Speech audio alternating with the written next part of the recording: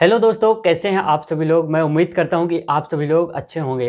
जी हां दोस्तों, भारत सरकार ने एक हिट एंड रन लॉ, जिसके बारे में आपने बहुत सुना होगा। 1 जनवरी से 2 जनवरी तक इसका खतरनाक आपको माहौल देखने को मिला होगा कि इस कानून का बहुत ही ज़बरदस्त विरोध किया गया है। ज़रूर करना चाहिए।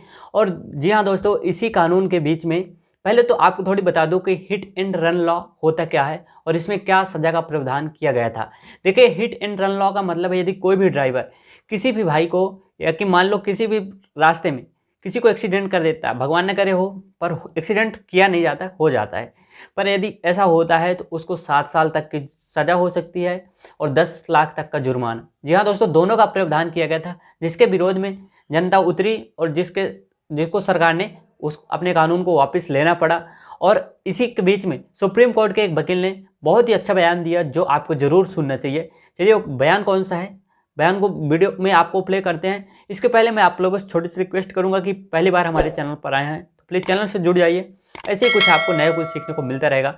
चलिए वीडियो को स्टार्ट करते हैं। देखिए, ये सरकार जो एक कानून में संशोधन करके लेकर आई है, और वो है कि जो ड्राइवर होगा वो एक्सीडेंट अगर करेगा तो उसकी सजा 10 साल की होगी और 7 लाख रुपए जुर्माना होगा। सजा 10 साल की और 7 लाख रुपए जुर्माना।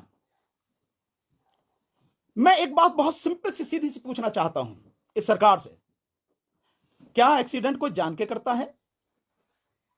अगर सामने कोई पक्षी आ जाए, कोई जानवर आ जाए, कोई इंसान आ जाए, वो भरसक कोशिश करता है कि किसी भी सूरत में उसको चोट ना लग जाए। और कई बार ऐसी स्थिति आती है कि उसमें वो खुद जो ड्राइवर है, उसमें बैठे हुए जो लोग हैं गाड़ी में, वो बड़े भयानक हादसे का शिकार हो जाते हैं।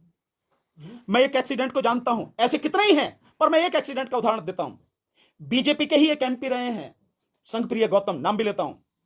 वो लखनऊ की तरफ जा रहे थे गाड़ी से, एम्बेसडर गाड़ी में ऐसे ही एक व्यक्ति को, साइकिल वाले को बचाते हुए, उनकी गाड़ी एक गहरे उसमें पोखर में, जोहड़ जिसे बोलते हैं, पूल, तालाब जिसे अंग्रेजी में और हिंदी में बोलते हैं, उसमें जाके गिरी। उनके परिवार के 4 लोगों की मौत हुई, 4 लोगों की, जिसमें उनका बेटा भी था। उनका बेटा, 4 लाशों का अंतिम संस्कार बुलंदशहर में हम सब ने मिलकर वहां किया था। स्थिति क्या रही होगी, आप इसका अंदाजा लगाओ। तो कोई भी जानबूझकर एक्सीडेंट नहीं करता, एक्सीडेंट हो जाता है। एक्सीडेंट यही तो नाम है, घटना, दुर्घटना हो जाता है। अब उसमें इतनी कड़ी सजा का प्रावधान कर रहे हो। अगर आपको लगता है कि इसकी जरूरत है और आप इसे रोकना चाहते कि कोई जानबूझ के ना करे, तो भाई उसके लिए तो कानून पहले से ही है। अगर कोई व्यक्ति जानबूझकर एक्सीडेंट करता, चोट मारता है, तो नियत देखी जाती है, इंटेंशन कानून में, तो उसके लिए तो कानून है ऑलरेडी। अगर वो किसी की हत्या करता, कराया जाता है, बहुत से लोग एक्सीडेंट के माध्यम से मरवाते हैं लोगों को, उसके लिए तो कानून है। आप 302 में उसकी नियत है, क्योंकि जो वो सारा जो सवारी है, यानी जो गाड़ी है, वो हथियार के रूप में इस्तेमाल होगी ना, उसके लिए 302 का कानून है। आप ये जो ला रहे हैं, इससे बड़ा इस देश की जनता के साथ और मजाक हो नहीं सकता। पर मोदी सरकार का तो ये काम ही है, कोई नई बात थोड़ी है। ये जो ड्राइवर अपने आप को बड़े वो समझते थे कि नहीं, मोदी सरकार बहुत बढ़िया है, बहुत अच्छा मानती है, वो सारे के सारे अब सामने आ गई। केवल इतनी बात नहीं है, कानून क्यों लाया गया है, इसके पीछे बहुत गहरी साजिश है।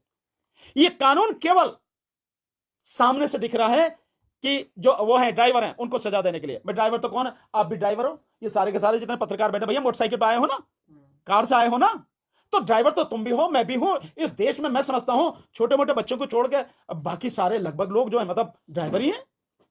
तो इन सबके लिए कानून है, केवल वो नहीं ट्रक चलाते हैं, बस चलाते हैं, उनके लिए, सबके लिए, सबकी गर्दन इस तरह से फंसाई जा रही है।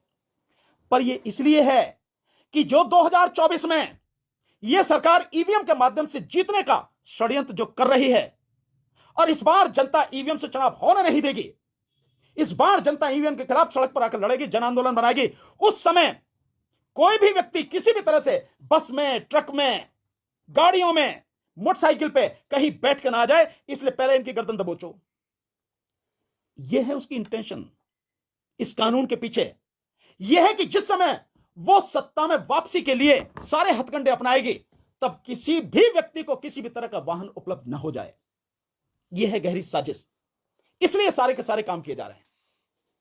तो हम इसका पूरी तरह से विरोध करते हैं, और सभी ड्राइवर भाई हमारे, जो इस देश की आधी से ज्यादा आबादी है, वो ट्रक के ड्राइवर हों, बस के ड्राइवर हों, मेटाडोर के हों, छोटे हाथी के हों, कार के हों, मोटरसाइकिल के हों, स्कूटर के हों, कोई भी, हम उनके साथ में हैं, पूरी ताकत से उनके साथ में हैं। इस लड़ाई में हम कंधे से कंधा, कदम से कदम मिलाकर उनका साथ देंगे।